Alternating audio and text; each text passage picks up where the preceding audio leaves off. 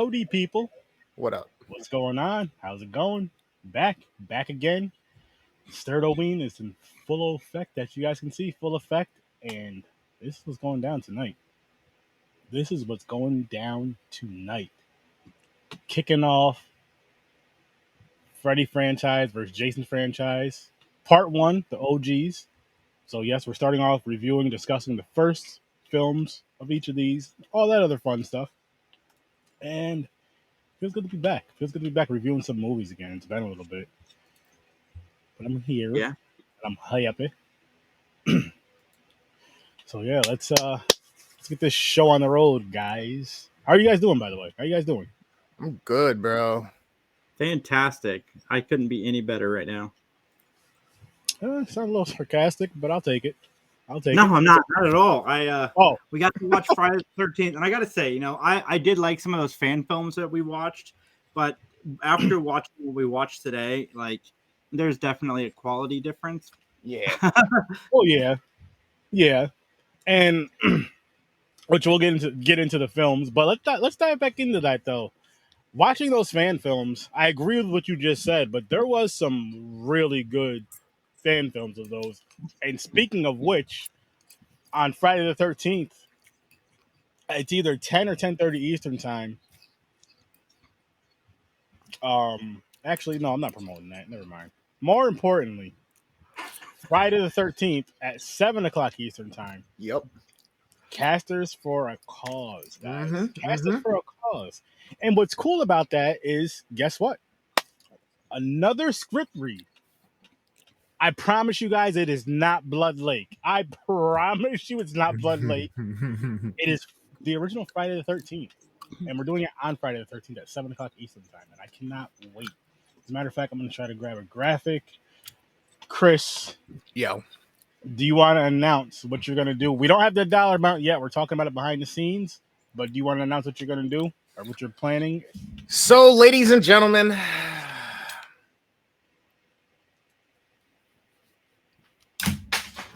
it has been 5 very, very long, sexy years of this gorgeous Fabio main of mine. And I've begun to realize that it probably better serve the ones that we are trying to help if we hit our donation goal for Casters for a Cause. I will cut my hair live. Now, check this out. What I think I'm going to end up doing is, based on the percentage of what our goal was, if we beat the last year's goal, the last Casters for a Cause's goal, what you guys had or what you guys got last time, I'm going to cut all my hair off. But if we don't beat it, depending on how close we get to it, I may cut portions of my hair off. And I'm going to have to leave it like that for a little bit. I'm going to say 2 weeks so that you can come check on me and make sure that for 2 weeks, my hair's still uneven and all fucked up. You can come to my lives. You can come to my channel. You can get down on the game streams. You can get down on the Midnight Matinee. But for the good cause, to help people. And here's the other kicker. I kind of want us to surpass that goal for one other reason. Yes, it's going to be cool to get patchy. Yes, it's going to be cool to have, unevenness and weird awkwardness with me going out in public. And yes, I'm real. I'm not an AI bot. I will say this.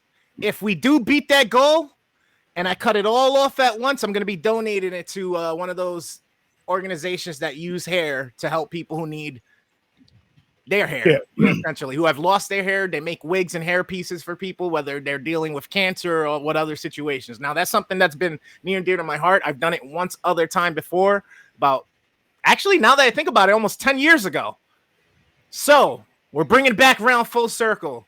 Ladies and gentlemen, help us spread the word. When you see us put up our posts, when you see those chats come through, get down, share them. All the TikToks, all the YouTube shorts, wherever you see our faces, share, get the word out. I am going to cut my hair as long as we do the right thing and help the people out and get some lunches for some people. Which I am going to pull that graphic up and say. My apologies. Sure. You okay over there, buddy? I'm good. Okay, just making sure. Oh man! I am dropping the link right now. I'm going to save it to pin it to the top. Oh. This is the GoFundMe. It's live now, people. So if you can donate. And we're going to discuss a goal behind the scenes. And whatever that goal is, if we reach that goal, you heard what Worst Damn Gamer just said. The hair is coming off on the live. So Friday the 13th, let's reach that goal. Let's reach that goal. We'll tell you what it is. I know you guys are saying, what is it? We'll tell you what it is. I'll say on my next live on Thursday. You'll know by then. Unless Mick announces it sooner, my Thursday's next live, announcing it. This is hard, man. This is a hard announcement to make, but I guess I'm gonna do the same thing. I've been coping with it. That was a good fucking segue, by the way. This morning when Chris mentioned it, I've been struggling with it, and I'm like, I mean, I've been working on this for 6 years. This little growth here, and I guess I'm just gonna let it go. That's very. That's very. I don't want my boy Chris to be alone in it. It's all good. That's good. And not for nothing, this is starting out light, because if we hit our goal and we surpass it and we blow it out of the water for the next Cast of the Cause, I have a great idea. And this one, I'm pretty sure might draw a little more donation, and it's a payoff for you because it might hurt. Let me leave it at that. It might hurt a little bit. Now, mind you, this is all me. This is all gamer only. But I got you. Funny? I got you. You know what's funny is I have an idea, and I'm not going to say it on the live, but for our casters. But I think I'll say at least us main four. Actually, no, I'll say us main five right here. I'm throwing you under the bus, Master Shake. Good. And that's all I'm gonna say. But I'll talk about it behind the scenes with you guys. But it's here. It's here. I'm not doing shit except for reading. I'm not shaving anything. I'm not cutting anything. I did it. We've done 4 of these in the past. I organize them. Sturdy, thankfully, it came in and is helping me organize this one, or I would go crazy. Oh, yeah. So, and Chris has been a huge help as well. Jason, I haven't done shit. He's been supportive. I started that as a joke, and then it became literally like, oh shit. Let's just tell the truth. Yeah, no, Jason didn't do anything. I mean, volunteered to be there, but I can't. That helps. No credit. I don't deserve any credrit. No, moral support. Did you say oral support, Mick? Moral support. God damn. Wow. Moral Mick and I are celebrating 3 years of friendship today. Who? Oh, me? Oh. 3, really? It Seems seems like so little. Facebook Seems official. Seems like a lifetime. It seems like we've been friends a lot longer than that. Well, we've had a lot of, stuff. We've gone through Yeah, together. that's true. It's funny. We're going. Me and Sturdy are going on 2.5 at this point. 2 years. Something like that. You ain't on our level. Yeah. Close enough, bro. Close enough. Yeah, but have you guys seen each other in person? I don't care that we live a hell of a lot closer. That's not an excuse. All right, you had that extra half a year or a year to figure that out. so by Sturdy's take on this, then Dan is my best friend. Maybe. Love you, Dan. He came too. Carolina Beer Fest. You guys are there next year to visit me. No, I love it though. I'm busting balls. I love Jason. Oh, of course. We got to do this. We got to do it. But people, in a versus episode. Huh? We're doing it on a versus episode, nonetheless. We got to keep the Yeah. competitive spirit alive. I mean, it makes sense. It makes sense. I agree. So this is your show. What do you want to do? What do you want to talk about? I'm super stoned right now. Did he just fall out of his chair? No. His camera fell back. Oh, I thought he fell and knocked his camera over. This is my favorite because this is. Oh my God! Keep it at that angle and just scare me for the rest of the time. There you go. That works. It really works. You need to do like a short video series on your YouTube where you just read. Oh my God! Like short, scary stories.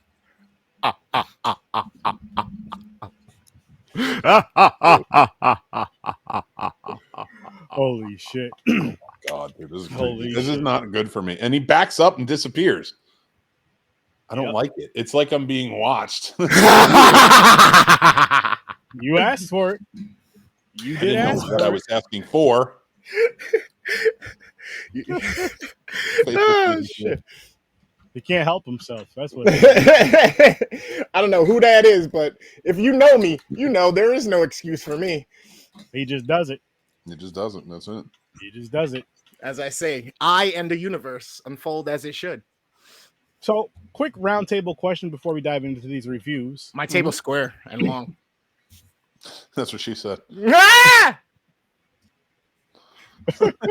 So she has the long table, or she's saying his table's long. Don't judge me in what I like. Hey, I'm just asking what she said. What she, Anyway, that's the difference between me and everyone else. I don't give a fuck what you say I do. I'll just say I do it. Everybody else is like, nah, I'm a man. Don't fuck with that. Me? I'm like, yeah, whatever. I'll take one in the ass if that's what you want to tell people.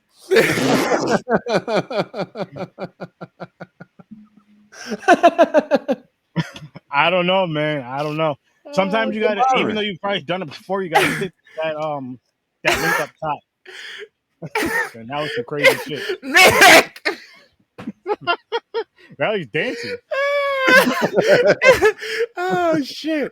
Video Clerks podcast. I blushed. I love those guys. He made me blush. What up, Video Clerks? Wow. What's up, Video Clerks? Those guys are awesome. Yeah, these guys got a dope show. Had them on a couple times. Got to get you guys on again. As a matter of fact, I'd love to get you guys on sometime this month. We're reviewing. Them. Oh, they're fucking awesome. We're reviewing. Right now, we're going to be discussing Friday the 13th and A Nightmare on Elm Street, and then Thursday Part 2, and so on and so forth.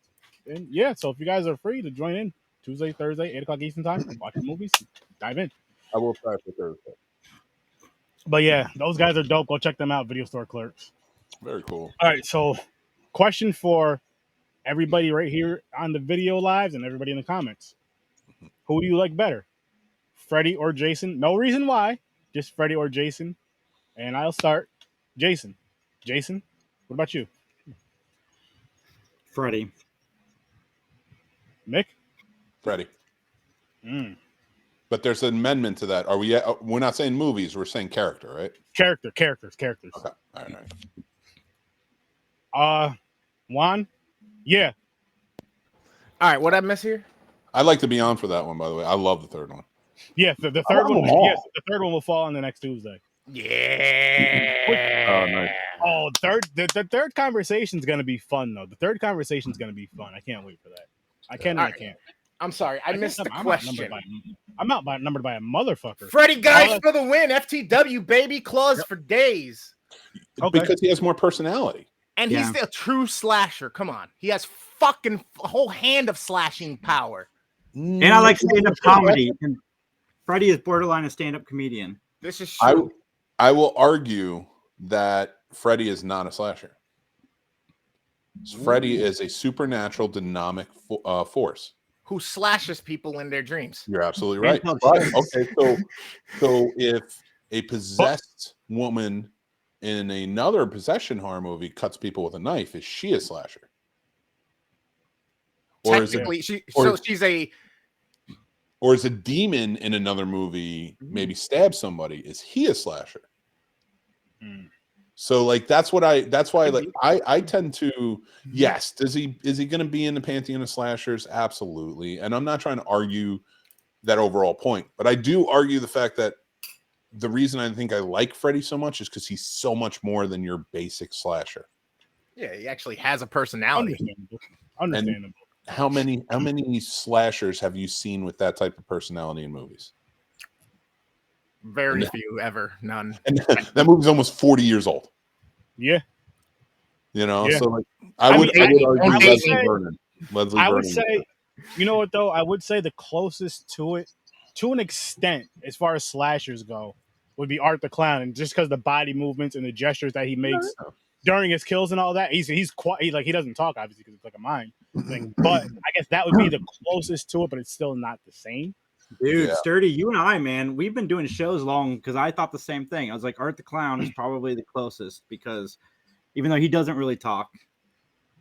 And he's also the closest to like, which this will be a fun conversation for another episode. But he's also fun with Art the Clown. What I enjoy about him too is you get that old school feel from it. I do. Yeah. You get that old school feel from it, and that's something like for slashers like that, like a Jason, a Michael, a Freddy, Art, and all that. I feel like you almost want that kind of 80s, maybe 90s feel, 80s, 90s feel. Oh, 78 because of Michael. So between the 70s and the 90s kind of feel, but that real dark, gritty feel. Because if it's too clean, too pretty, it doesn't feel like a slasher to me. I would love to see somebody write a slasher film with a personality. Oh, I'm sorry, I cut you off. I thought you were done. No, I was gonna say I take that away. It's just the clean, pretty ones. I don't say they don't feel like a slasher, but they just I don't know. They're more lighthearted in a sense. As crazy as that sounds for a slasher movie, but the ones that are too clean and too pretty, they're more lighthearted than like the dark, gritty, grungy ones. And I know it's just because that's the equipment that was out then, but it just feels creepier. I know, and I don't know, it just feels better. It feels better. I would even argue personally, when it comes to somebody like Freddy, or like even when you're saying like who's like that, I would love to see a challenge of a slasher film where the killer is almost like, honestly, I'll just say it, Jason Momoa in the latest Fast and the Furious. Yeah, that dude as a slasher in a slasher film, just kind of toying.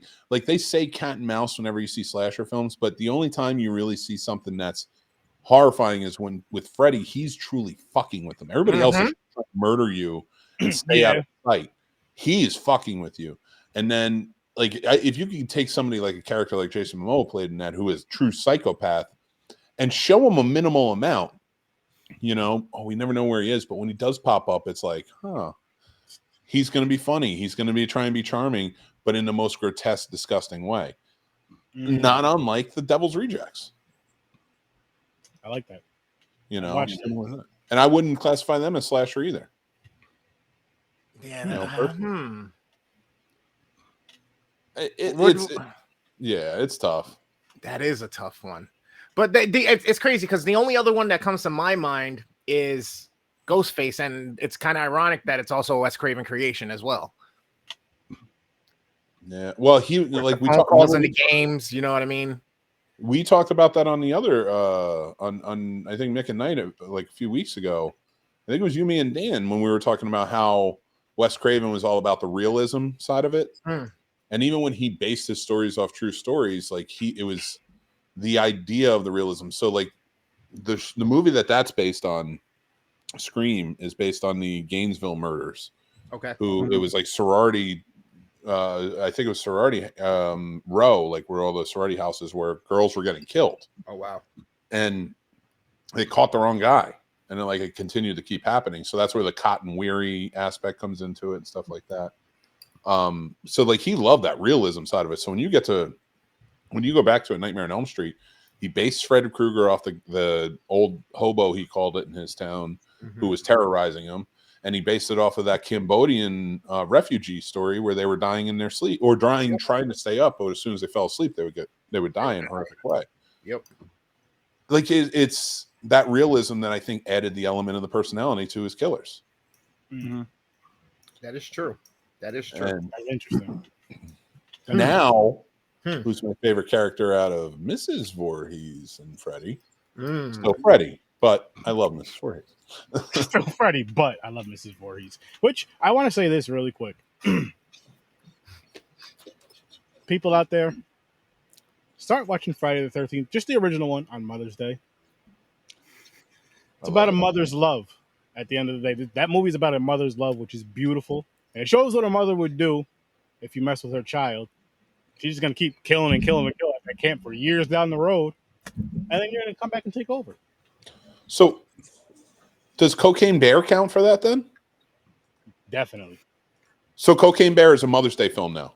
Yeah, hell yeah. A mother's love. And it's not just the human mom. You're seeing the bear mom. I was talking about the bear. I forgot about the human mom. I was talking only about the bear mom. I love it. Yes. So listen, people. Here's what you guys need to start doing on Mother's Day. Take your mother out to eat or whatever. And this is for children to mothers. So you take your mom out to eat, do the dinner thing or whatever. Do Hey, Mom, I want to cocaine. watch a movie with you, and you watch Cocaine Bear and Friday the 13th Part 1. He back to said, back. "Do cocaine." You and your kids do cocaine. You go on a murder spree, and that's your Mother's Day. It's gonna be wonderful. Ma, I got a day planned for us. Okay, we're starting at 6 a.m. We're doing some prep work. What do you do though if your mother's like, I was waiting for this? Like, whoa, Ma, I was joking. Do you do it? Like, do you just go through with the day? Dude. Yeah, I'll laugh if she's like, "Oh my God, have you ever seen the movie The Purge? It's my favorite." Shit. Oh shit. Or Cocaine "Hey, Bear. have you seen that movie The Strangers? Let's do that. Let's do that. Oh my god. Like, all right, Miles, you're taking this too All far. right, I'm done, Ma. Day over. Happy Yep, Mother's Day. game Here's some roses. Yeah, I don't know about all this. It's There's fun, a lot. There's a lot of cocaine, and she's sitting there like Tony Montana. Ain't a lot. Just chilling. All right, want put the the movie world, on, Mick. Chico. Put the movie on. Okay, Mom, I'm sorry. I got a question for you guys. Why do you think Pamela Voorhees never came back? She got her head chopped off. Yeah, man. She was We dead. saw a bone on that one. Toothpicks. I think Oh, yeah, I love that. something along the lines of the connection of the evil and the love that she had for her son. Once he died, brewed the full like gateway and like opened the door completely for, which we'll talk about later, the entity to come through. Yeah. Well, that's the funny part. Jason in the first 4 movies is not an entity.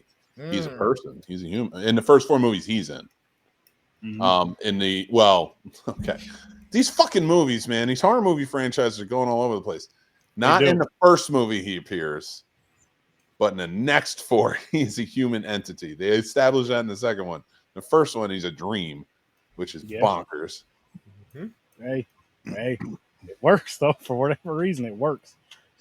And that's something else I love about this movie is something so simple. It's like it's a dream. Okay, I'm fine with that. You don't complain about it. We watch the next ones, and with both of these excuse me again. With both of these franchises, which I know we'll discuss more and more as we get through them, but like they just jump all over the freaking place. To damn near where they jump all over the place. Like, yes, they have the same background story for the most part, but it's like they can almost damn near be standalone films. Like, here's a movie, here's a movie, here's a movie. In a sense. I think what kind of played into this one is I didn't think they were going to do as good as they thought they did, and I think this one was supposed to kind of be intended as like a one-off, and then it's like, oh, they're going to give us more money. Let's go after that character there and bring him and make him the antagonist. I could be completely wrong. Well, Sean Cunningham was told to make Halloween. Yeah, he was basically, that was like his goal. Well, not his goal, but he was told. Like, that was like, Jason's 100% right. And then he went with Friday the 13th because, like, what are you going to do? Have Killer Jesus on Easter? Like, you know what I love? I'd watch Killer Jesus on Easter. That's fair. And that's, that's the whole movie title, Killer Jesus on Easter. And then you have an Easter movie to watch with your mother right after church or right before. There is a movie called Jesus Christ Vampire Hunter. Okay. It's not on Easter though, Jason. And guess who's going to try and make me watch it with Titanic 2 as a double feature? This guy. I will say this. One thing that I really love and I feel is underappreciated about the Friday the 13th series is, and I can talk about like this with Nightmare on Elm Street, but I feel like it gets these accolades. Nightmare on Elm Street is smart. Friday the 13th is a smart right. There are things in that like subtly you don't fully like realize like, oh my God, this is awesome. Like, I don't want to tell you exactly what I'm saying right now because I have an example of mine, but I think it's going to line up when you ask me what my favorite kill is. Okay. So I'm not going to say it. I'll save it for then. But I would like to pose a question to you guys and your audience, if that's cool. So nobody answer until the audience starts trying to answer. What movies does it not rain in the Friday the 13th entire franchise, even the remake? Which movies does it not rain, and can you name the movies? So please. I know one for sure. Yeah. Does No, it I'm not? saying I can think of one. Actually, now I can think of two of them. Okay. I'm gonna go with 5, and Jason Goes to Hell. Jason, you are wrong. Jason Goes to Hell is definitely one of them. Where it doesn't rain? I'm not saying. I'm sorry. Never mind. Ixnay. I still have the two in my head that I was thinking. I don't know why I agreed with him. He's wrong. How about you, Sturd?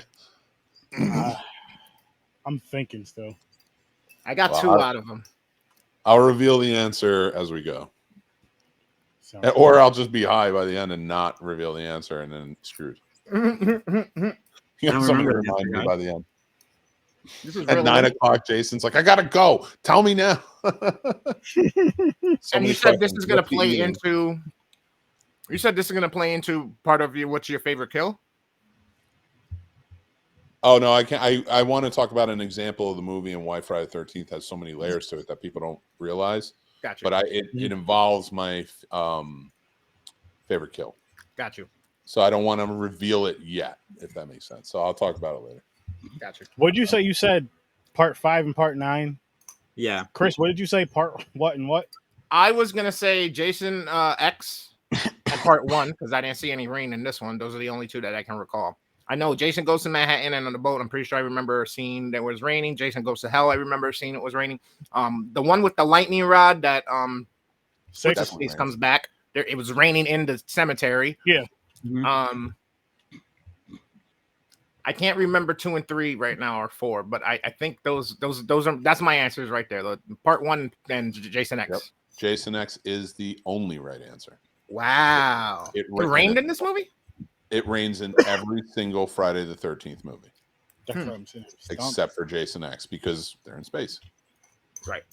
So, and the only time they do the Earth, like when they do the simulation, it's not raining. It's like a nice night.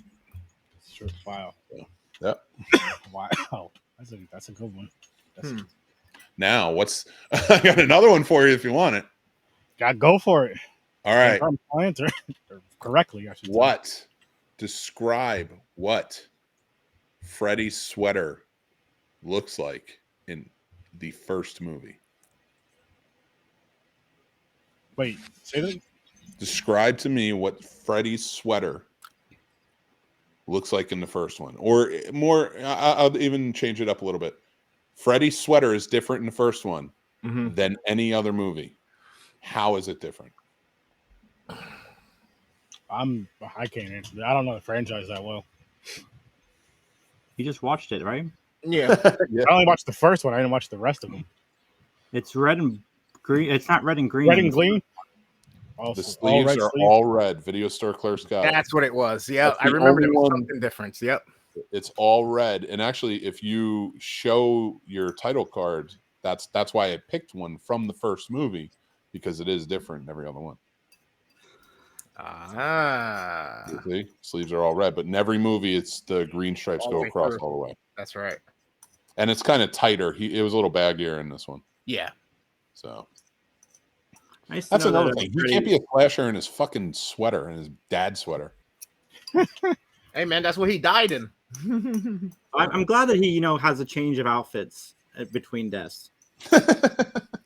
I mean, it's also kind of fucked up to put him in the Christmas colors too, because most people tone joy and rebirth, or the gift of life and giving with Christmas, and then you throw Freddy in here, who's the person who takes life and fucks with you, even though he's resurrected type deal through spirituality. It's yeah. It's also great that, and everybody argues this now because they retconned it, so that way you can like him without feeling bad for liking him. But Freddy was a pedophile, yeah, and a child murderer, and we don't, we gloss over that, and the fact that he wrote that in as that is saying like he was going for true horror. It's a horrific thing. We hate this guy. He's supposed to be a villain.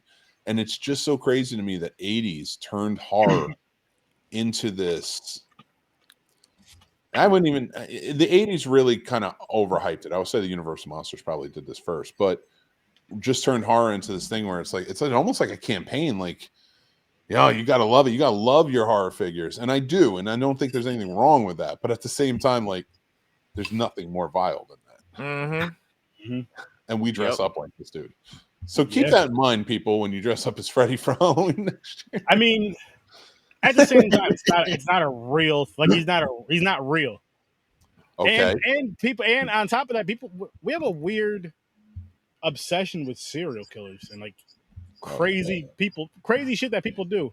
Pedophiles are the worst though, because you don't hear people like cheering about them or rooting them on or whatever other crazy shit people do with the serial killers. Yep. Fuck. No. Like this goes to show, especially with our modern day times with social media and content that gets put out. As much as we say we want positive things and we want good things, look at how much we're attracted to the ratchet. Look at how much we're attracted to the horrible, the vile, or the violent. And we stay watching things like that, even on the internet, whether it's a newscast or we were watching things back in the day on like E-Bombs World or whatever. You know what I mean? It's like, it's kind of weird how we're always like, spread the love, spread the cheer. Whoa. Yeah. Okay, here's the argument for that, though. I think we're like that now. Because for so long we went crazy, and I think a lot of people are finally like, and a lot of the world went so far in that direction where it's like, let's storm the Capitol or some shit. Yeah, I think a lot of people on the other side are like, yo, we need to calm this down. Like, we need to stop. Like, let's be about peace and love. Like, I know for me, like that's how I fight it personally. Yeah.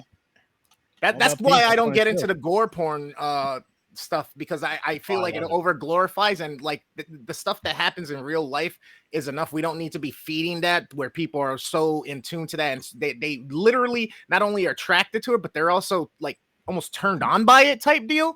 Yeah. And I'm not saying that everybody acts out on these, people have impulse control, but at the same time, not everybody can do that. And some people see this and they idolize some of these people. And you know what I mean? Like, we dress up for them as Halloween, we portray them, and we take on their tones, and we pretend to do the same acts that they would. So it's kind of like, fuck, man, that's kind of the dark side of human nature. And I think that's why we all kind of go towards that at times too. You know what I mean? Oh yeah. It makes sense. And then, like, for me personally, like with the horror, like the real life shit, I don't even like. I don't want to see that shit. But the movie versions of it, it's cool. It's dope, and it just puts you. I look at it as more of an art than like this disgusting, terrible act of violence. I'm like, this is just a dope art, especially just being able to talk to special effects artists nowadays and being able to see behind the scenes stuff. And not that I know anything about it when it comes to that, because people do that shit for years. But at the same time, like seeing that on screen and then like seeing how it was made type of deal, you're like, holy like how the fuck did you do that? To counter that, to counter that point, I was going to say, but think about Tom Savini, who worked on this movie. Yes. And he was a Vietnam War photographer, and the special effects he got into, and he molded things from things he took pictures of to help his PTSD after the war. Like, working on this and creating these things helped him to overcome it. So that's another thing to posit from it. Like, maybe sometimes the horror genre helps us understand the horror that we don't see, that we don't understand in the real world, And I mean, shit, that's huge. That's humongous if it helped him with his PTSD, or if it still helps him with his PTSD. That's amazing. It's like, shit. And he's putting it into horror, which it's a horrific thing in real life that he, with that, but just still, it's like being able to put that into some amazing art, because what he does is just, I mean, look what he does. Look what he does. And you're just like, holy.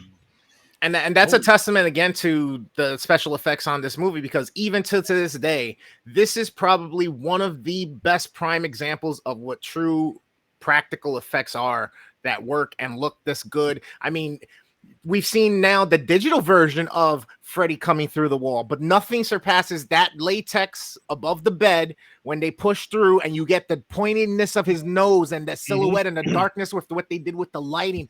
That scene is fucking gold. It should be just for lighting guys, special effect guys, needs to be like, to me, the reference, the pinnacle of like, here's what you're aiming for, even with your digital effects. You know what I mean? Yeah, I agree. Hell yeah. And I just, to add on to that, we have the conversations of, how technology, the good and the bad of technology. I feel like that's kind of not 100%, but that is kind of the bad of technology. Is like, we're not seeing a lot of practical effects as much. I know people still do it, don't get me wrong, but you're seeing a shit ton more CGI, and it does take away. It takes away so much, especially when it's so noticeable. It's like, oh my gosh, man! Like, uh, I just wish this looked. CGI don't bother me when it's like Marvel and all that kind of shit, but in my horror, because our horror for us isn't that. You know, it's not It's not. clean, it's not beautiful and smooth, and CGI. It's hard to make it rugged. It's hard, like when you go back and you look at something like The Thing. You know, it's imperfections everywhere, and it's so real and so built out. But then you go over to like Alien and the Xenomorph, and it's so clean and pristine and beautiful, but there's imperfection. It's different. It's weird. You can accept that type because again, it's practical. It's real. It's tangible. You can touch it. But then you get the CGI, and you see these actors freaking out and screaming, and there's nothing there. There's a tennis ball. It's like we see it. Everything's too smooth. Everything's too nice. Like that's not what horror is meant to be. Not at all. Your action, yes, but not your horror. Yeah, exactly. Because you want, with the action, all that stuff, you want the big explosions and all this other crazy stuff going on that works for that. But for the horror, you're like, no, we don't need all that. Even with the buckets of blood and all that, just give us buckets of blood and we'll throw it through however they do it. But I don't want the CGI version of it. But take it from another angle. Let's say stunt coordination, fighting, right? So fight coordinator steps on. You watch Jean-Claude Van Damme fight one of his movies. This one's for you, Jason. But you watch Jean-Claude Van Damme fight one of his movies. Everything looks perfect. It's perfectly timed. The kick is perfect. The jump in the air. His sweat is glistening. His bulging biceps. Like everything is perfectly in frame. It's beautiful. It's smooth. It's weird. You know, you're looking at his junk. You're looking at his hair. Back to his junk. And then, no, I'm kidding, of course. But everything is supposed to be that in that movie. Even when it's gritty and you have things blowing up in your face, there's still I'm not there because it's still clean. It's still, like it's like I'm not in this. I can step out and just appreciate. Horror, you want to be in it. You want to feel it. You want everybody watches it to feel scared. And when it's that smooth, like imagine a fight like John Wick style. I was just going to say, yep. It's weird. You shouldn't do that. No, it would take away. It would take away from the horror. Then you're just like it's Halloween, right? When Buster Rhymes beats up Michael Myers, that was on the level of John Wick. Okay, are you of Jean-Claude Van Damme? I don't care if you're a hip hop fan. Don't do that. Don't tell me that. That was the worst fight choreography ever. Because doesn't he use like kung fu moves? I haven't seen that one in forever. Sonny Chiba. Chiba movies, and listen, I love Sonny Chiba, so I get it. But he watches Sonny Chiba movies, and he just wants to get into it. He wants to get into the action, which are not kung fu movies, by the way, because he studied karate.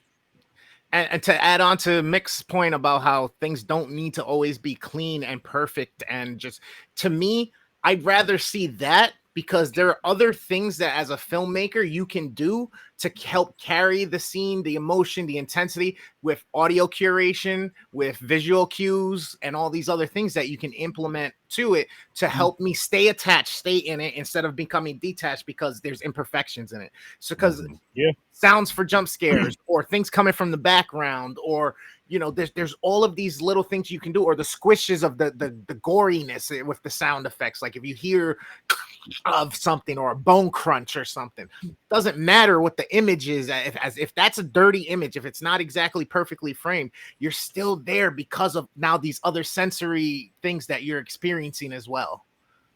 And one thing I love about horror, and especially to bring it back to Friday the 13th and Nightmare on Elm Street specifically, is when you absolutely adore a horror film like a Nightmare on Elm Street or Friday the 13th, you wonder, like, and you hear a lot, people are like, oh man, it was just like this little movie that just hit the audiences at the right time. And it's like, no, it wasn't. There is genius behind these movies that people don't see from a filmmaking standpoint, that still to this day, your subconscious while you're watching it notice these things and it made you feel. And that's why collectively we can agree, like on certain movies, they're at the top of the chain, or the top of the heap rather. And when you're watching them and stuff like that, and you're feeling it, you may not notice certain things. Like, okay, let's take Friday. We could do Friday the 13th. Friday the 13th. Nobody was ever afraid of camp before that. Mm. Nobody ever feared going camping other than Deliverance style. Like, nobody ever feared a killer's going to be in the woods and they're going to hunt me down. Not it was always animals that were more the thing that you're afraid of when you're in the woods. And then no kid who was going to summer camp felt fear. And now they did. All of a sudden, it changed the game. Like, what? You were worried about bears and werewolves, or lions, or a tiger coming down, or some shit. And think about every movie we had Psycho, which had a human who was crazy in 1960, killing people. Then you get up and you get crazier. You have the Shining. You have Black Christmas. You have The Shining. You have in your face humans, whether it be in touch with supernatural or they're just crazy, are killing people. So where can you go? How can you get safe? Well, I can run away from it. I can run away from it. It's no problem. You can't run away from sleeping. So to tell me this wasn't another monumental story idea for its time, ahead of its time, you're crazy. There's genius behind all of this stuff. 20 years of fear it imposed in me. That's for goddamn sure. For sure. You can't run from it. And that's why I give kudos to the remake, and we'll talk about that in a later day, but I give kudos for the remake for certain reasons, because I think they elaborated on that and made that even scarier of a notion about the sleep thing with the one with Jackie O'Haley. That's all I'm gonna say about it now. I was just watching Bad News Bears the other day. He's in that too. Yeah, he is. I love that movie. It's such a weird movie. You have Vic Morrow just slapping that kid in the face in the screen, and you're like, I mean, I know it exists, but do we have to put it in the movies? But yeah, I definitely agree. And fucking Dan, of all people, is like made me soften on the remake. It's still terrible, but from a filmmaking standpoint, it looks good. Jackie Earle Haley was very good. I think my biggest thing story-wise was that you took away the same reasons we said Freddy was such an effective villain in the original. You took those reasons away in the remake and then tried to put it back. Like, it was weird. Like, that was your twist, and it was just an odd, stupid twist. And it was like, I can't wait till we get to the episode, because I really want you to elaborate on that. I'm literally gonna say, yeah, I'll be there, and then I'm just gonna sit out. You better have Dan there for that. But yeah, no, Friday the 13th. I prefer the movie over. I prefer Friday the 13th over Nightmare on Elm Street. I'm with you, but I like Freddy better. I'm not with you on that. Like, I mean, it's all the way Friday the 13th. It's all the way Jason. But you know what it is. Honestly, I feel like with whatever one that I started with as a kid and like got to see as much as I got to see Friday the 13th a whole lot, because Friday the 13th. Anytime it was Friday the 13th, I'm in front of the TV all weekend watching it, and then eventually got the DVDs and all that. And with Nightmare on Elm Street, yes, I did see it as a kid, but not even a quarter as much, I would say, honestly. Okay, so can I interject and ask Jason a question here, Sturdy? Yeah. All right. So we got 7 minutes here. Take as much or as little time as you need on this. How the hell are you going to say, I like Freddy better, but you like the... Okay, so let's make sense of this. You like what? The filmmaking aspect of Friday the 13th better than the filmmaking aspect of Nightmare on Elm Street? Because to me, because of the visual effects or whatnot for Nightmare on Elm Street, added with the character of Freddy is what makes this legendary. Because if you don't have both of them together, I feel like it falls short on, you know what I mean? But we're not talking about Jason with Friday the 13th Part 1. We're talking about Pamela Voorhees. And one of the things, like growing up, like now in 2023, Jason likes Friday the 13th better because there's not a lot of movies where we have that final sequence with a female. Jason's mother. We go through that emotional beat that's not in the rest of the Friday the 13th movies, and it's not on Elm Street. So, hindsight is 2020. But like, if you're asking me now, that's where my preference goes, just because there's not a lot like Friday the 13th right now.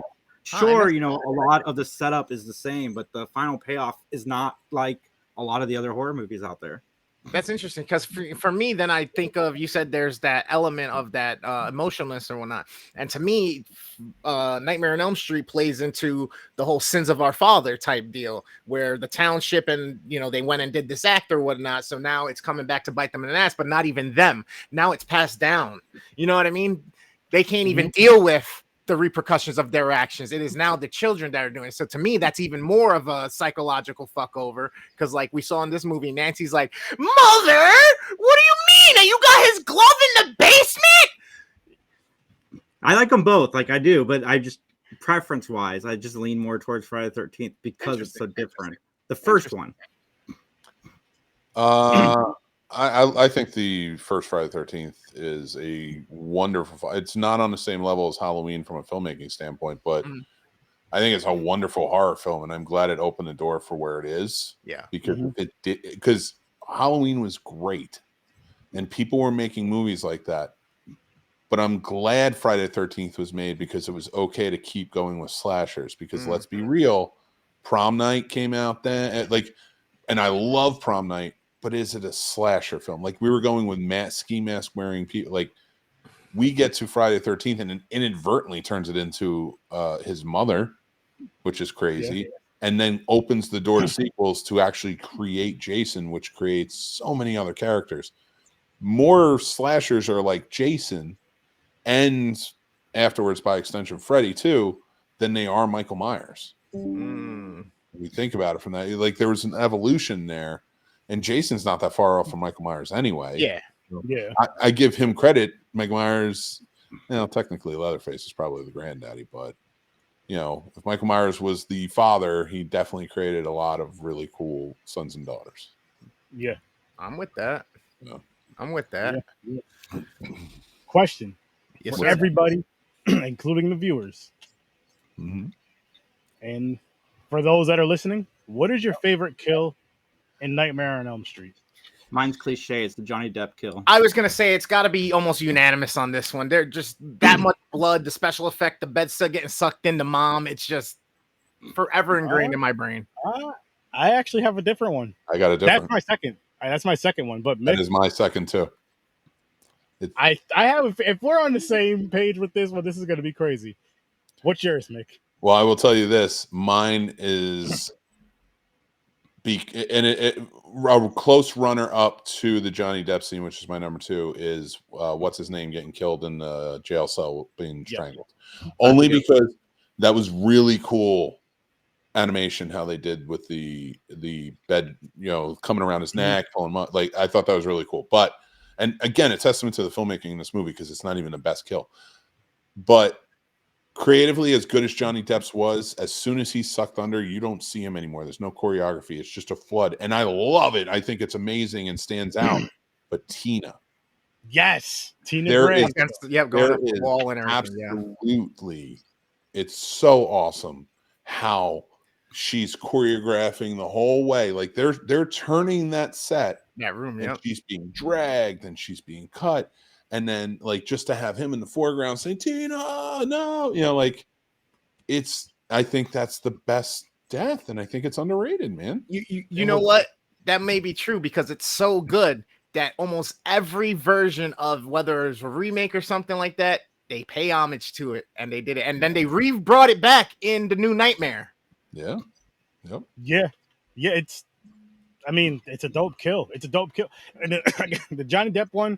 The blood, that really fucking stands out, which is dope. But just the Tina go, you know what it is? Because it was kind of like you're seeing this happen, like dragged at the wall, dragged on the ceiling. You're seeing all this shit, and then it's like the dude's seeing all that shit and gets blamed for all this crazy. He already knows. Shit. He already knows, and he out. Like, there's so much tied to that kill. Yeah.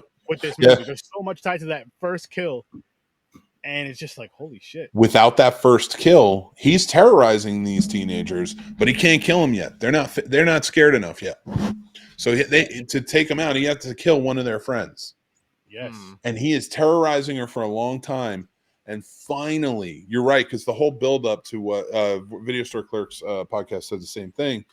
It's the buildup before. Even, and I'm not talking about the whole movie, but like, she is truly terrified. And one thing that movie does that's actually kind of on the same level of filmmaking from my favorite death in Friday the 13th is it takes Tina and right before they go to bed, he pulls a knife out on Glenn. Mm-hmm. And he's like, what'd you say? Like, this is supposed to be his friend. And he just threatened to stab him with his switchblade. And like, legit, like, I'm ready to fight you. And to go that route, so showing like, oh, he's ready to kill. He's an aggravated, like just tense, Aggressive mean hothead. guy, aggressive. Yeah. Well, he's aggressive, but like if he was more aggressive, I think he would have fought more. But just like he seems so like defensive and ready to go, you know what I mean? And when he goes back in and she looks at him and she goes, please stay, come on, please keep me safe from him. And then he pulls her away in a violent fashion, even though he's trying to kiss her. That speaks layers, and that is Wes Craven's psychology degree coming in fulls, or coming in hot, because that's saying to us, like, is he the killer though? Are we imagining Freddy? What's happening? Because like she doesn't, like, she's saying it. So not that we don't see it, but there's always still that doubt of like what's real, what's not real.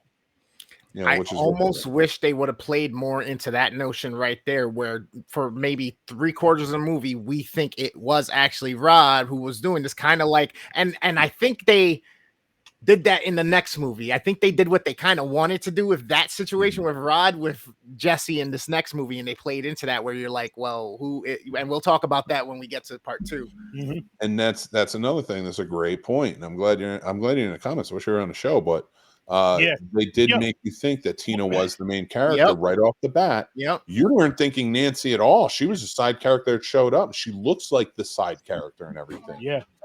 And Tina looks like the blonde, the beautiful blonde that's going to be the final girl. Nope. Yeah, and what I do like what he said about that, how they make you think that Tina was the main character, is you really feel that, and every single time I watch this movie, I feel it, because I don't watch it a lot. So every single time I watch it, I feel that, and I get it. And I know, Jason, you got to run, man. Appreciate you. All right, Jason. Thanks, man. Sorry. All right, he's gone now, guys. We can be honest. No, he's not going to cut his hair for it. I know it.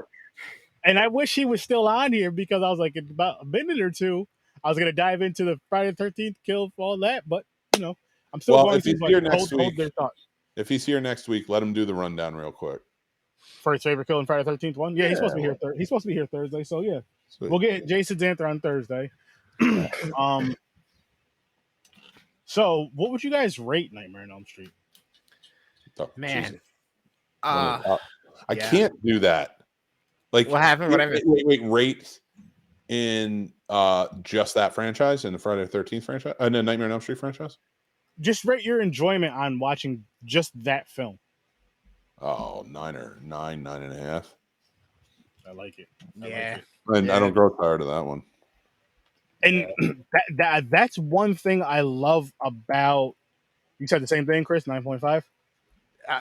I'm a Freddy head to death. I'm just gonna go 10, because as much as I want to take away from him, bro, I'm not mad at that. He's been a part of my life for so long, to overcome him as a fear, to fucking like, and then be able to enjoy these again and again and again and watch them. And just today alone, both of these movies off the rip, the feeling of nostalgia off the first scenes hit me so hard, and I said it out loud, like I couldn't control myself. I literally, when we started Friday the 13th, the first scene and how they did the camera perspective of the first person view, and they did and then the music hits with the synth wave, I was immediate like, oh my God, Sturdy, I am so fucking amped up right now. Like, this is crazy. I can't wait to finish this movie.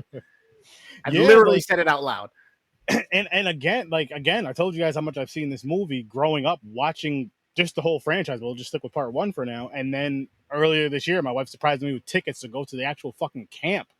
I'm like, that's still like my favorite thing I've done in life, is that, because I'm like, it's my favorite. I'm gonna just be honest, guys. It's my favorite franchise of every fucking franchise. It's not just horror, it's everything. Like, it's a real important part of my life.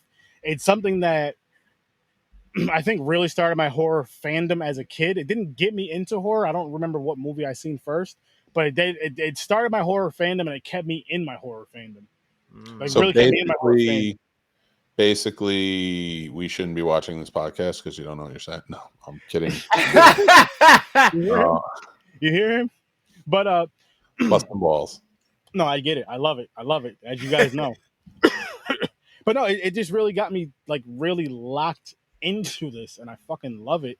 And then just anytime I watch it, like I said, I can watch this movie anytime, and I'm good. Joining us. I want to be like you guys. I felt left out. I'm like, oh man, I want But yeah, so A Nightmare on Elm Street for me is a 10 as well, as far as just it just grabs you. Like you're watching it, the story. Oh, another thing, I don't know if I told you guys this or not, but I got to see this in theaters a couple years ago. Me and the wife went to go see it. Little snowstorm going on, but so what? It was, and the dope thing about it was like cheap prices. It was only like $7 or $8. Like everything was like $7-8, including the pop. It was like, and I'm like, word, yeah, we're going. Funny thing, and it, by the way, if you get to see this film, both of these films I got to see in theaters. I got to see Friday the 13th earlier this year. But if you get to see either one of these films in theaters, fucking do it. Like I would do it again, to be honest. I would do it again, seeing both of these films in theaters. If they were playing in theaters, say this weekend, guess what the fuck I'm going to see? Yep. And I don't care what I'm collecting, bottles and cans. I'm trading up paper clips. I don't give a fuck what I gotta do. I'm getting this ticket and I'm going to the theater. This is one of those movies that is like a bucket list movie for me to watch in theaters. Because honestly, watching it just now earlier today, I was in my headset. Okay. And I've seen this with surround sound. I've never had it with headphones, but watching it today with this perspective, listening to it on a surround sound 5.1 back in the day, it is one of the creepiest experiences you can have with then having the imagery that it has. So if I can go with big bass speakers and be in an actual theater that's dark, and you can take it up one notch higher for me. Theater, hire somebody. Hire 3 or 4 people to play Freddy's to just run up and down the aisles when that shit comes on. Bad idea. I'm with it. Idea. I'm with it. Don't do it. I want to get mad at them running. Well, one, you can't do that anymore after Aurora and all that stuff. But also because when I went and saw Scream 2 with my buddies in high school, remember back in the old days when there was no stadium seating, you just sat in the front and you were either off to the sides or in the middle. Yep. And opening night we were there, we're sitting in the front, I'm in the middle, my buddy of mine's on the right and another buddy's on the left, and we see an usher go into the exit and there's like a light on in there. We're like, it's weird. Why are they doing that? Why wouldn't an usher go back there? He's gonna go in there and exit. And we realized like what they're gonna do. And my buddy's like, I'm gonna put my foot out. I'm like, oh boy. And as soon as that first kill or that second kill came in Scream 2, and the usher comes out running and screaming, and then the Ghostface is chasing him, my buddy's foot was out and he went right down. He looked back, he's like, you son of a. And I'm like, that was horrible. We shouldn't have done that. Well, I guess that's a good reason not to have that shit going on. No, but can you imagine though, if right before the movie started, it's pitch black, the screen starts to come on with that new line red, and then all of a sudden you see one person dressed like Freddy dragging his claws against the wall of the theater. All of a sudden, now bro, that would be dope. And I mean, for that, I know a dope cosplayer who actually plays Freddy and Jason, as well as others. My boy Fly Ty, he'd be perfect for that. That's dope.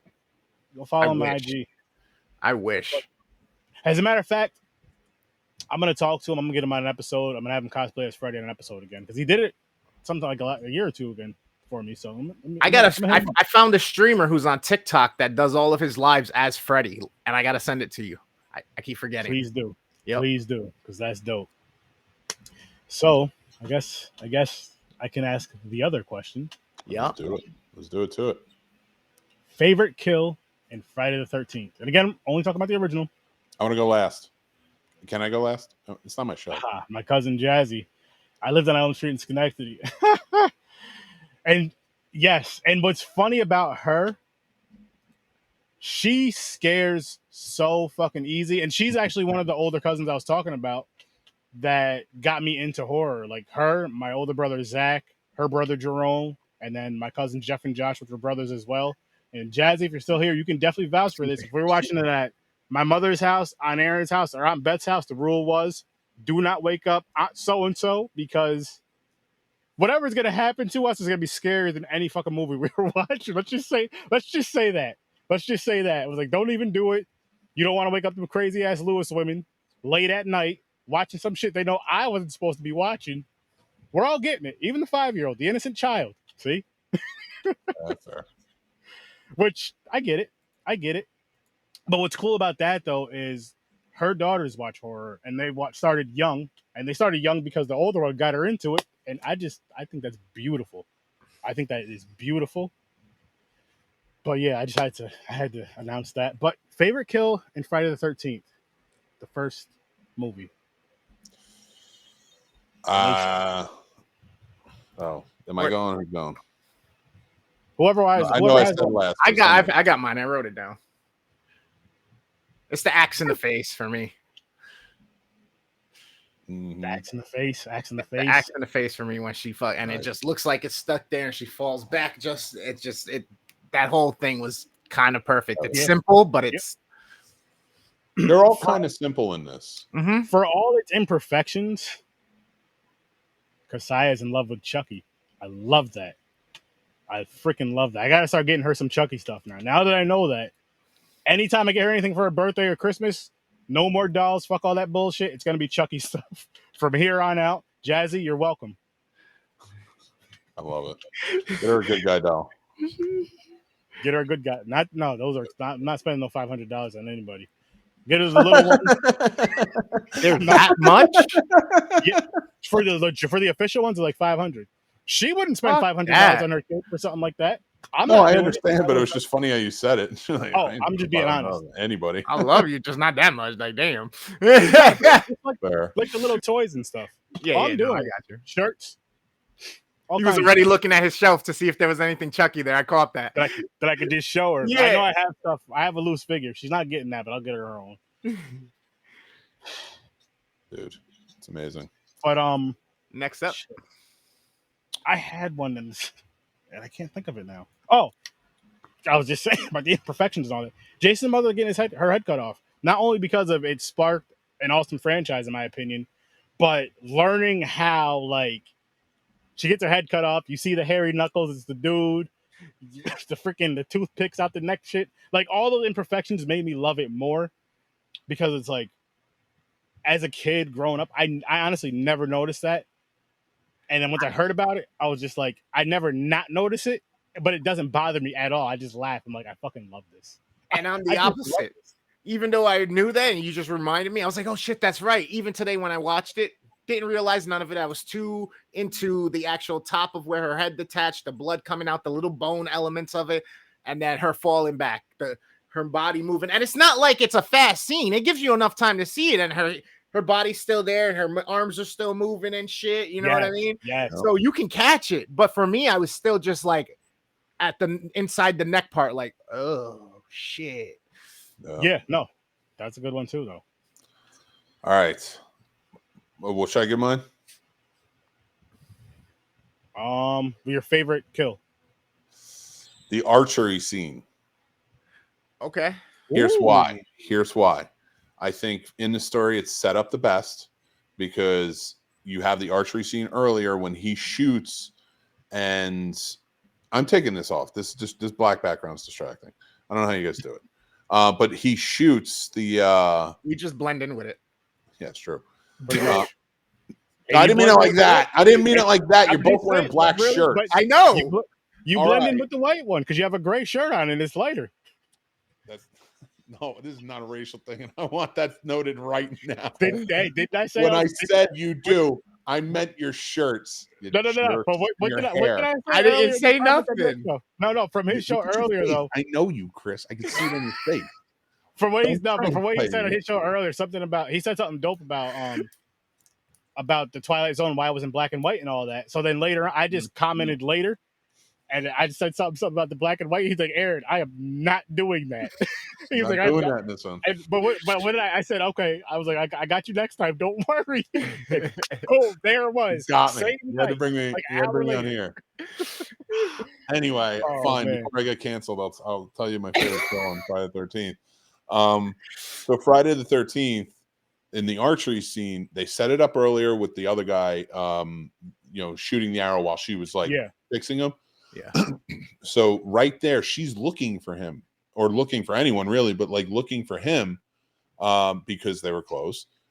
And she figured he'd be out near the archery range. Like she was out that area and she's stuck. The bright lights come on. And in the psychology of it, like she's looking at bright lights. She's stunned. She doesn't know who's there, who's messing with her. The last time she was working in the archery scene, she was messed with. So that's what could be happening. And, just for her to see her take that downfall, like I think it's like a beautiful, well told, smaller story within this narrative. Nice. And really quick, my cousin did answer this question too. Mm-hmm. The head. That's fair. Jason Mother's head getting cut off. Same. So, which is, it was just, it sparks so much. Now, all right, Jazzy, these questions will be answered on a later episode because it ties into when we get to those episodes. Like part 6. I know how. Part 6. I need her to tune in. My family never watches my shit, Nick. I'm not saying. I'll never tell. But Freddy before the first one. Yeah. Oh no, she's talking about Jason. No, I'm just kidding. I was giving her a spoiler. That's not really a spoiler. I'll tell you what. The one where he is immortalized in a way, he becomes a deadite, which is a true, honest thing, is my favorite of all of them. Nice.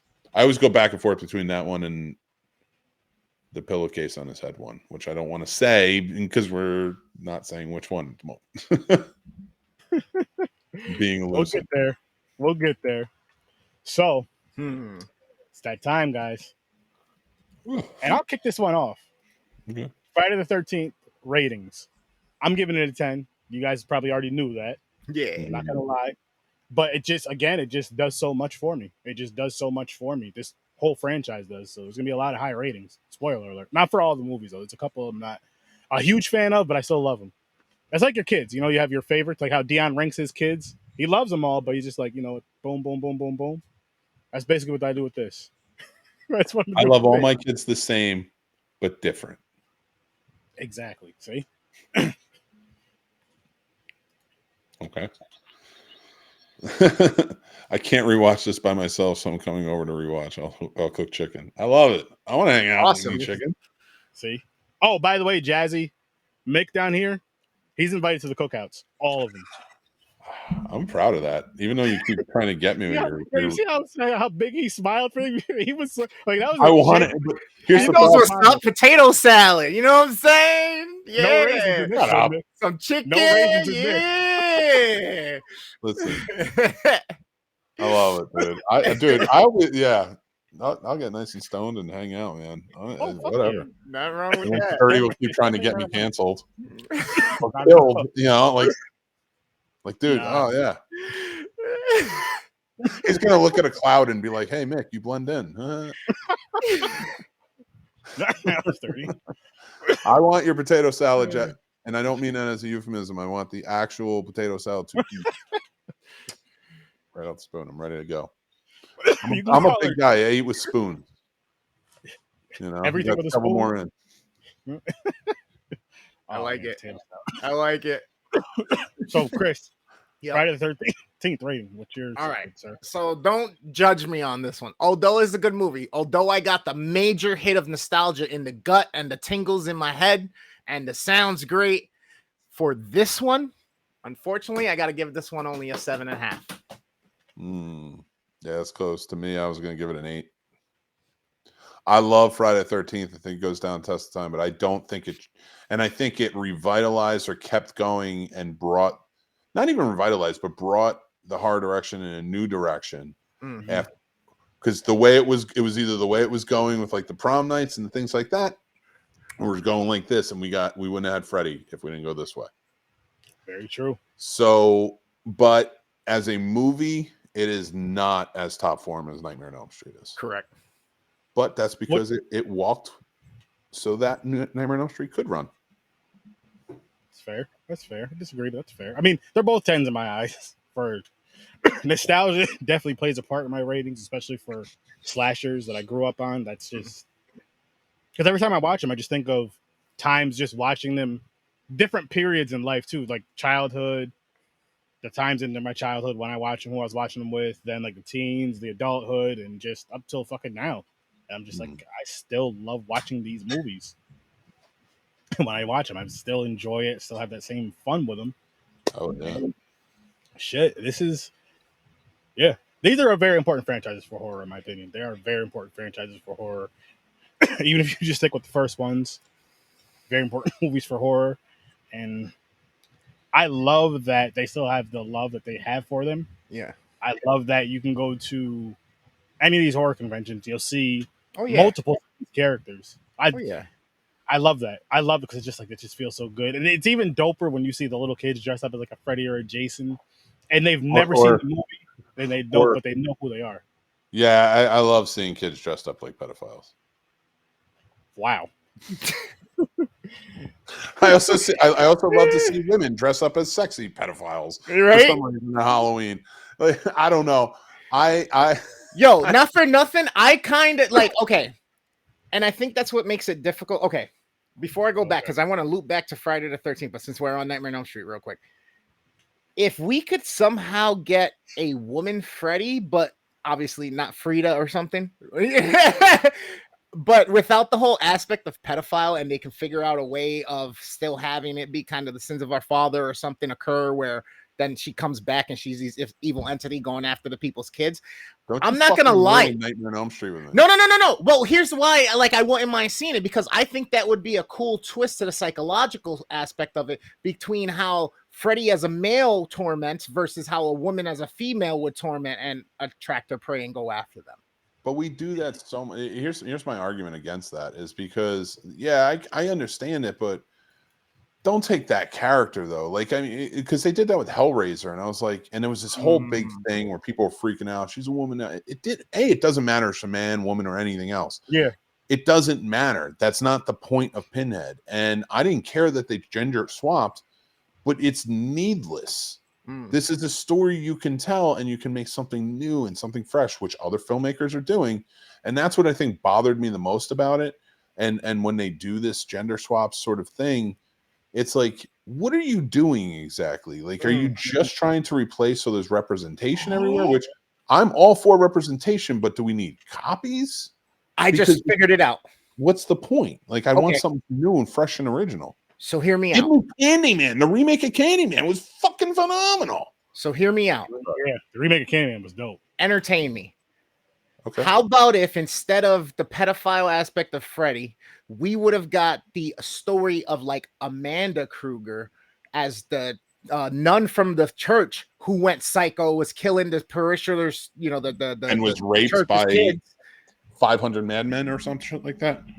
And then she comes back going after the children of the people from the church or something. You know what I mean? Some type of weird twist on that way. Because then that shows, hey, the light entity that she was in the living becomes the dark evil entity in death. And she comes back to wreak revenge. I would love it. Right? I'm even perfectly fine going forward and creating a movie where if you want Freddy to be female, do it like they did in the second one, where you established that he can possess a body. He didn't successfully possess the body in the second one, Mark's body in the second one. So if that's the case, now he tries again with a female, and by the end, just have it successfully transfer. Freddy's gone. Now you have a younger woman who takes over the role and changes up a little bit and is a bit of a different slasher. You set it up. You told a story. Great. I'm in. Now I'll follow that story. Well, or the Amanda Kruger story you just gave. I'll follow. Give me both. I'm fine with that. Like, that'd be great. Now I continue and I can go back and watch. My biggest issue is they just want to gender swap and just be like, and it's like, man bad, woman good. Let's do this. And that's the way. I'm not saying that's the way women feel. I'm not saying that's the way men feel. I'm saying that's the way the studio for some reason thinks. Yeah. And it doesn't work. We don't like it. Those ideas you guys just said. Right. I like that. It sounds like it can work. It sounds like it can work. And honestly, it sounds in a way, maybe. Hear me out, people. Maybe it could be a little scarier just for the fact that is the woman does she? Well, yeah, how Freddy can change his looks and all that and be whatever. He can do what he wants. It's scarier because the female, even if you're just hearing the voice at first, is usually more trusting, usually more comforting, especially when it comes to children. And then it's like, oh, that could be a fun, crazy twist, but you'd have to shit. You have to have the right people behind it though with that. Yeah. Because I wouldn't want them to sexualize or even over sexualize the character. Because you want to be afraid of it. You want to be afraid of her. I don't think you should over sexualize, and that's the thing. We've always over sexualized female characters and everything because that's what studios want. Yeah. Because then there's going to come, they're going to want to see nudity. You know what horror fans have proven over the years? There hasn't really been nudity in a horror movie, and I'm talking a mainstream horror movie and even a higher end independent horror movie in a very long time. There's been sex, but the whole sex, drugs, and drinking and all that stuff getting killed, that trope is gone. Like we don't do it anymore. It doesn't work. It's dumb. And now in today's society, now it's dumb. So when you get down to like today's standards and where everything's a little different, we're a little bit freer. It just, I don't know. I lost my train of thought. No, you're good. But they also touch on that in like X. And the only reason it really works in X is because X is in a different time. So we're relating back to the time in which that was kind of the norm and what was expected and what we were getting from horror movies anyway. You saved it. Thank you. I really blanked for a second there. I'm like, I gotta get this back. Well, because what I was gonna say with that was, and I hated X. I loved it. With the nudity in movies, I'm not gonna lie, I like it, but it's not needed.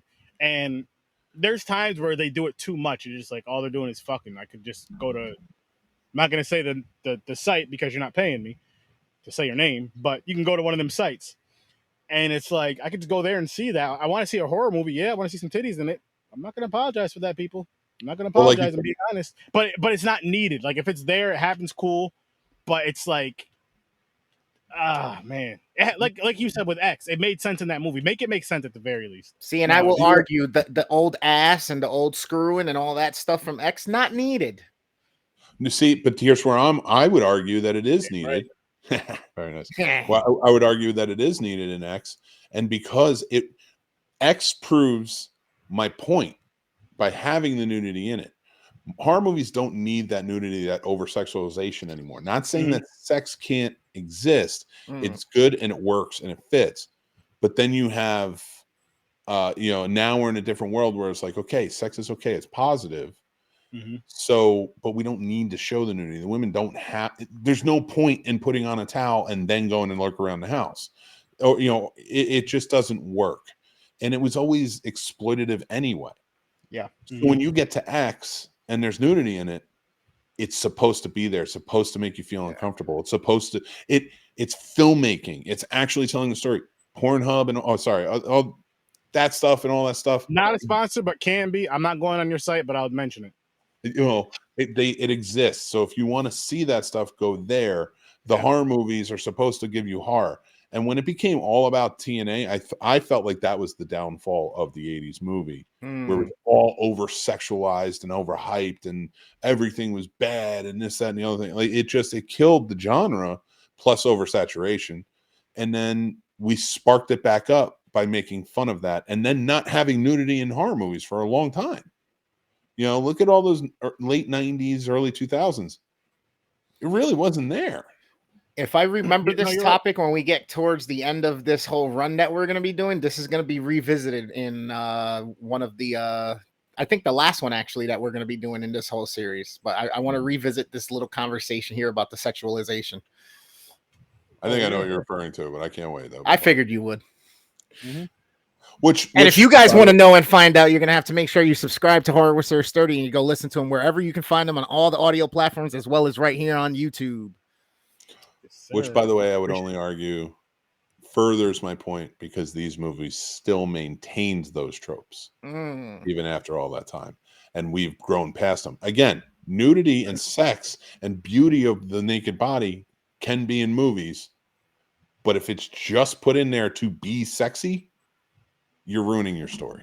That's where I guess I've matured Yeah, when I was 14, I was like, yeah, all right. Well, I'm not even gonna go that young, Mick. I'm gonna say maybe just doing the podcast, honestly, and just seeing so many movies to where you're seeing the nudity in it, and of course, whatever you're attracted to, you see that. But like when it doesn't, not even when it doesn't fit in the story, when it's just like that's it, and the movie sucks, and then like this isn't saving it. Now, if it's in it, the movie's good, but it's not like overly done. I'm like, I can deal with this. It's cool. You see whatever you want to see, and then you see somebody get chopped up. Well, can you think of a movie where a horror movie where nudity was in it? And I'm talking about an older horror movie, not newer, but like towards the points of the genre where it really like was happening in the 80s, 70s, even early 90s. It was very prevalent. Where a movie, the nudity it furthered the story, or it worked, or even like got you excited in that moment. Don't explain that part, but like, I mean, all right. I guess the more direct question is, how excited did you get watching Sleepaway Camp? No, I didn't get excited. But listen, I've never seen it. Okay, I'm not. Oh yeah. Listen. Shut up. We're not talking about Sleepaway Camp. He needs to see it. No, really quick. All I'm going to say is this. Everybody in the chat, please don't say anything about Sleepaway Camp. Chris, I'm going to tell you like Henry told me. Watch the movie, but there's going to be a surprise at the end for you. That's all I'm going to say. That's how my brother told me it. It's an epic surprise. It's known for As a matter of fact, Worst Damn Gamer, I know you love challenges. Here's my challenge for you. Yes, sir. Before the month of October is over, watch it, review it, and drop it for us. Works for me. Watch it, review it, and drop it for us. So it's I official. almost want them to do the franchise, but I'm not going to. There's a franchise of Sleepaway Camp? There's 3 or 4 or 5 movies now. Okay. So the challenge accepted. I'll watch them all. And as soon as I can, as part of my Halloween for this month, I'm going to get them up one by one. I'm going to upload all the 20 episodes I have sitting, say, fuck it, throw it up on the YouTube channel. So you guys are going to want to subscribe to the Worst Damn Gamer Ever. Go check out the Midnight Matinee. And coming up next is going to be some Sleepaway Camp and some other things that I had in store already in my mind. So go look for that and be ready for the drop. Hit the bell because it's coming. All right, I'm going to give you the heads up real quick for this. You should make it a part of, I don't know, do something like what we're doing, but like the Worst Damn Halloween Countdown, 13 days of the Worst Damn Halloween Countdown or some shit like that. And then just do the 13 days up to Halloween, a different movie. But I will say this, when you watch Sleepaway Camp, there's a 4th movie. There's 5 movies. Okay. The 4th movie is unfinished. So you can probably watch the scenes on YouTube or something, but it is an unfinished movie. So. Interesting. But there's a part 5. Yeah, it's called Return to Sleepaway Camp. Yep. Interesting. I gotta watch the whole franchise. I've only seen the first one. But Felissa Rose plays Angela again in that movie. I think. Yeah, it's been a long time since I saw that one. But I'm gonna do a quick search. So Bruce Springsteen's little sister plays the character of Angela in the third one. That's Bruce Springsteen's little sister? Felissa Rose was Angela. No. Oh. With Angela in the first one. Pamela Springsteen was Angela in 2 and 3. Gotcha. Arguably 2 of my favorites. I love those movies. Nice. Yeah, I gotta check those out. Myself. Yeah. Actually. So, all right. So that's what other questions we got. Oh, snap, yo! It's available on Pluto and TV. So guess what, folks? I got you. There you go. It's on Freevee. Yep, Sleepaway Camp is on Pluto, Tubi, YouTube, and Freevee and Plex. So I got you guys covered. John, my friend, while you're here, real quick, your favorite kill from the original Nightmare on Elm Street, 1 kill, and your favorite kill from the original Friday the 13th, 1 kill on that as well. What's your favorite kills in both of those movies, if you're still here, my friend? And what's your rating for each movie so we can pick a victor on your side here to add to us on which one on this episode won the first battle in this whole big stretch of a series here? Oh, I got wiped out as far as that goes. But listen, people, go check out Doomsday over on YouTube. His Facebook channel. He's dope. Doomsday's Crypt. Dope show. Doomsday's Crypt. Yes. YouTube. Sorry. Doomsday's Crypt. Thank you. on Facebook and YouTube. Dope show, dope guy, huge horror fan. Go check him out. Oh, Yeah. So what was that you just said? Hold on, I got to make sure I hear this. I know we got to still wait for his. Can his change the tide, or is it a kind of Oh no, a it's sweep? not gonna change my. It's not gonna change my feelings. No, I'm saying right overall, now it's for still- this episode of Freddy versus Jason, will his vote change a tie or change the tide to Jason or Freddy?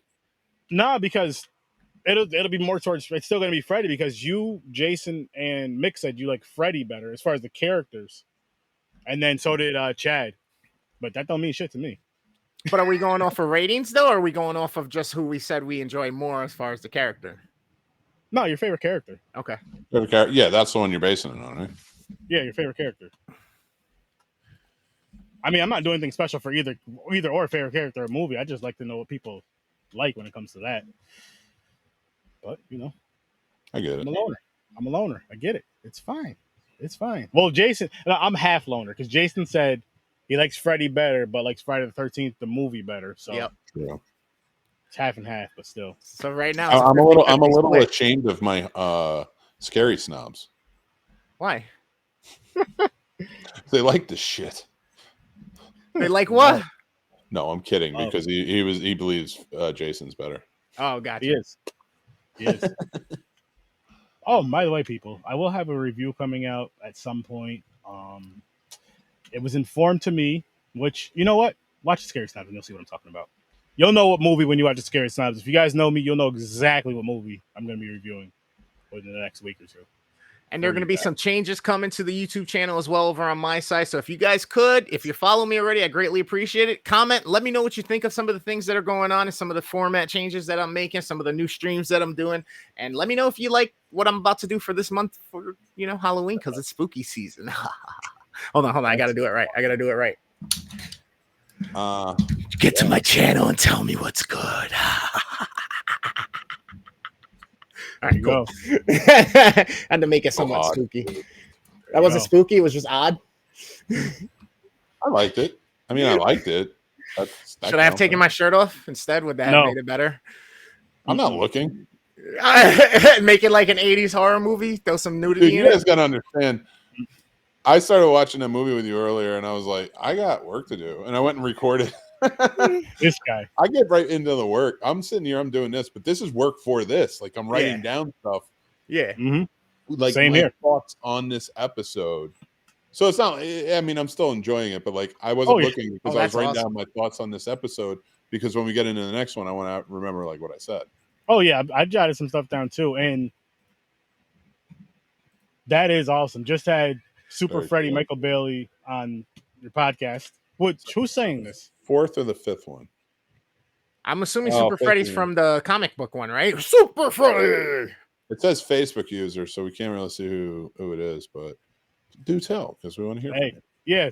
Who is this? Who's saying this? I appreciate it, though. I greatly appreciate it. And I also think that this is dope right here, what you just mentioned about having Michael Bailey on your show. Michael Bailey Smith, sorry. And I want to go watch that. So please tell us who you are. Shout out your channel, and you'll get another view Yeah. or 2 or 3 or 5 or 10. Yeah. Drop that down there. Oh, shit. By the way, I just want to make this clear to you guys. I've had synthwave music going the entire time on my end on my stream because it has to be done for 80s You horror. should, you should listen to. What is it? It's John Carpenter's when he redid all of his music and put out an album. I think it was like maybe 7 years ago, 8 years. It was before Halloween had come out. Okay. So the music is great, man. That's He awesome. even actually he did a short film for Christine with the new Christine or the reworked Christine soundtrack. That's awesome. Ooh. It was very cool. Like if you could look that up, I would too, because it's John Carpenter directing. Man. Excuse me. Oh, it's okay. Doomsday's Crypt. Oh, cool. Doomsday's What's Crypt. up? Thank you. I just wasn't sure why I just said you as Facebook user, so it was showing your name. But yeah, so Doomsday's Crypt. You guys can go see that interview because that's really dope. Really dope. It's funny how But- the world works. I love Yes, that. sir. Yes, sir. We're gonna wrap this one up soon, guys. But I'm gonna say again, Freddy vs. Jason, Sturdoween October. This is what we're doing all the way up till Halloween. Got some fun, dope stuff planned. Some fun, dope stuff coming up. Most importantly, Mm-hmm. what's going on this month? Friday the 13th, next Friday. If you can be there, be there. Casters for a Cause. It's a charity script read, and we're reading Friday the 13th. Nope. We're doing it all for lunch. All the donations, all the proceeds are going for the children, all for lunch. So children can get free lunch. They deserve free lunch. They should not have to pay a dime for their lunches. No matter how their parents' finances are going, they should not have to pay a dime for their lunches. And they should not have to eat just a little bit of something. No, feed these children.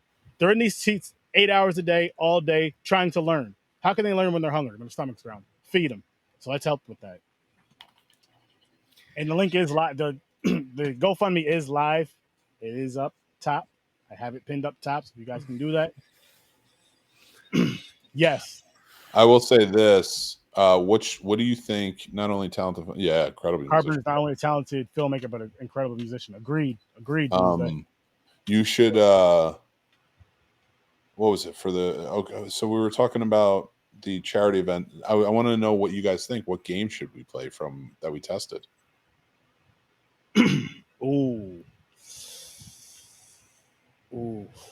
I think the Impressions game was a lot of fun. That was It fun. was, but I can only do Southern.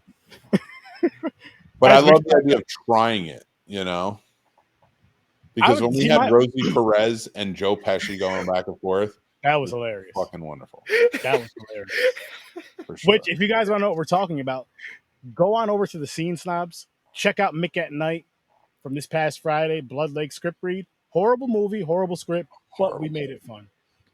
We made it fun. It took us about 2.5, I think close to 3 hours of getting through it, but there was a lot of, you'll see. A lot of chaos, but it was chaos that we knew was going to happen. Well, I knew it was going to happen. Oh, of course. Especially with that. But guys, listen, go check out the Scene Snobs. Go check out Worst Damn Gamer. Go check out the 3 Geeks podcast. And if you're here, check out HORRORWITHSIR.STURDYGUESTS. Hit that sub button for all of us. Hit that little bell, ding, ding, ding, ding, ding. So when we're dropping something. And I hope you guys are enjoying this Sturdoween because I am. I'll see you in your nightmares. Peace out.